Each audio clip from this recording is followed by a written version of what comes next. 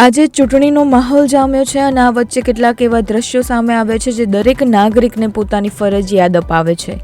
યાત્રાધામ વીરપુરમાં એક અનોખો દ્રશ્ય જોવા મળ્યું, જ્યાં વરરાજા સંદીપ ચાવડાએ પોતાના જીવનના સૌથી ખાસ દિવસે લગ્ન માટે નીકળતા પહેલા સીધા મતદાન મથક પર પહોંચી મતદાન કર્યું।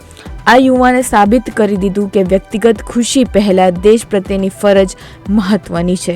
આ તરફ છોટાઉદેપુરના ધંધોળામાં પણ આવા જ દ્રશ્યો જોવા મળ્યા, જ્યાં દુલ્હન રવિના રાઠવા અને મિત્તલબેન વણકરે પીઠી લગાવ્યા બાદ વહેલી સવારે ભગવાનને વંદન કરી સીધા મતદાન મથક પર જઈ પોતાનો મત આપ્યો।